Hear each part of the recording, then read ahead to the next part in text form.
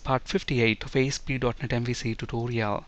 In this video, we'll discuss Razor View syntax. This is continuation to part 57, so please watch part 57 before proceeding.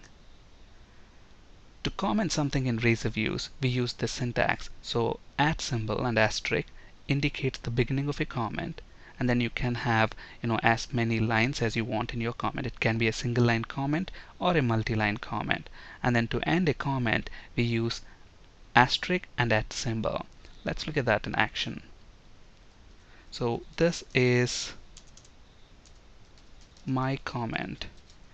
Now at the moment it is treated as literal text, so if we refresh this view, it's simply going to print that text there. But our intention here is to actually treat that as a comment. So to indicate the beginning of a comment, we use @ symbol and asterisk, and then end of the comment, asterisk and @ symbol. Okay, so we can also use this icon right here to comment and uncomment. So I select the lines that I want to comment or uncomment, and then I can click on this icon to uncomment and then click on this icon to comment it. Or we can use this keyboard shortcuts, Control K, Control C to comment, Control K, Control U to uncomment. So now since this is commented, if we save it and if we refresh our view, nothing will be printed there. Alright. Now there may be scenarios where we want to transition between C# expressions and literal text, and in those cases we don't have to do anything special. Razor Views are smart enough to transition between C# expressions and literal text without we having to do anything. Let's understand that with an example. Now here you can see that we have three variables of type integer, obviously day, month and year, which are holding the respective day and month and year numbers.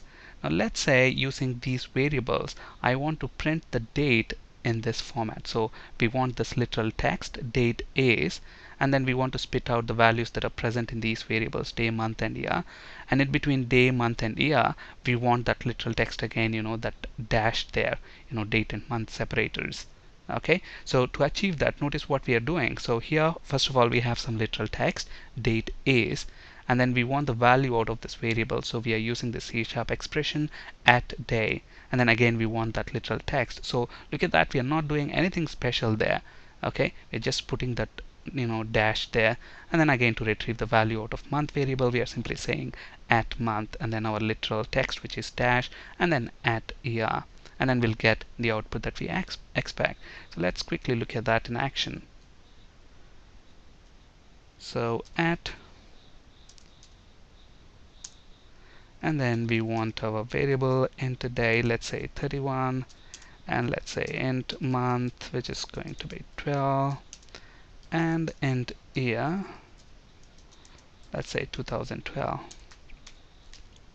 and we want to print date is, so that's literal text, and we want to print day first, so we're going to use @day, and then we want dash, and then @month, and then another dash, and then @year. So save everything and let's refresh our view. We should get the date in the format that we expect. So date is day, month and year. And then this explicit code nugget is extremely useful, especially when we want to do something dynamically. Now let's understand this example. So I have these 5 images. Notice the name of the images, 1.png, 2.png, 3.png, 4 and 5. Okay, so we have 5 images. Okay, and then we want to display them in a Razor view, and then we want the output to be like this. So we want to display all the 5 images. So I have them already in this directory, in the root directory of our MVC web application project. So within the images folder, all the 5 images are there. Okay, so now we have to build the image tag dynamically. Okay, so what we are doing here, notice that we are using a for loop from 1 to 5, because the names of the images are 1.png, 2.png, 3.png until 5.png. Okay, so we are using a for loop to loop through until 5, and then look at that, we are using an image tag.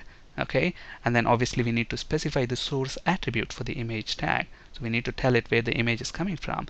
So the source is going to be within the images folder. So we are using the tilde symbol there. Tilde indicates the root directory. the root directory is MVC demo. So within the root directory, we have images folder. So that's the literal text tilde/image. So that's the path. Okay, literally the text that we are typing there. And then within images, so we have another / there. And then we have this I variable, which is going to carry the numbers 1 to 5. Okay, so first time it loops through, it has to be 1.png. So 1. Okay, so to retrieve the value out of that variable, we are using that explicit code nugget here. So at, open the bracket, and then variable I, and then close the bracket. So this is going to take the value out of that variable, and then to that it is going to concatenate .png, because the image extension is .png. Okay, so this code nugget, explicit code nugget here, is extremely useful to dynamically determine the source attribute of our image tag. So this, code here is going to generate this HTML for us. So since we are looping through 5 times, there will be 5 image tags generated. And look at the source attribute, MVC demo /images, /1.png, 2, 3, 4, and 5. Okay, so let's actually look at that in action. So we already have the images that we need. So we're going to make use of the for loop. So for int I is equal to 1, I less than or equal to 5, I plus, and we want image tag there. So image, we need to specify the source attribute. So source is going to be tilde, which indicates the root directory, / that's present in our images folder, and /. So we need the name of the image, and the name of the image is going to be determined by this variable. So if I simply say @I and .png, okay, so what it is going to do here is it's going to look for a property called png on that I. But do we have that variable? No, we don't. We actually want to concatenate. Our intention here is to concatenate this one with whatever value that is present in I. If it is 1 in the variable I, then we want that to be 1.png. But then what it is doing here is it is trying to look for a property called png on that variable I. Okay, so that's not what we want. We want to concatenate the value with that .png. So that's it. So let's save it and let's refresh this view, and we should see all the 5 images there.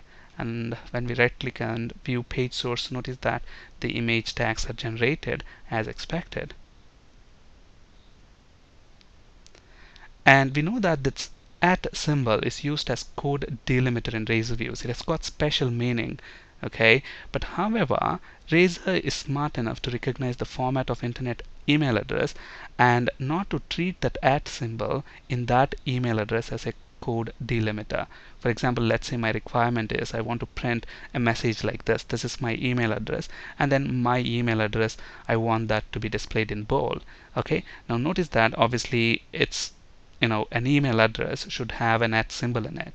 Okay, but then when we use that statement inside a Razor view, we know that @ symbol has got special meaning. It's used, as a code delimiter to switch between HTML and C#. But then if we use that as part of an internet email address, Razor view is smart enough to not treat that as a code delimiter, but to treat that as simply a printable character.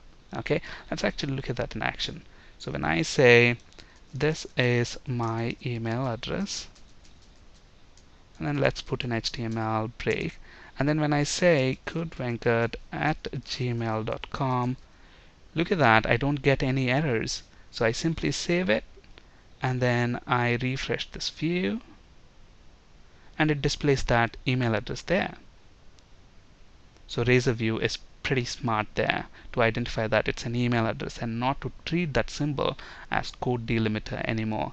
But then there are certain scenarios where Razor view is not smart enough to treat that as a printable character when we want to treat it as a printable character. For example, let's say I want to print a statement like this: I will meet you at office. Okay, so how do we do that? We simply write it like this: I will meet you at office. Okay, but then at this point here, Razor View is going to treat that as a code delimiter, and then when we navigate to the view, we get an exception. There will be a compilation error. Okay, so our intention here is to actually treat that as a printable character, meaning we want to escape that and then print that symbol there. So what is the escape sequence character for the @ symbol? Another @ symbol. So you simply precede that with another @ symbol, and then it will be treated as a regular printable character and not as a code delimiter character. So save it, refresh your view, and we get the output that we expect. There we go. I'll meet you at office. Alright. On this slide, you can find resources for ASP.NET C# and SQL Server interview questions. That's it for today. Thank you for listening. Have a great day.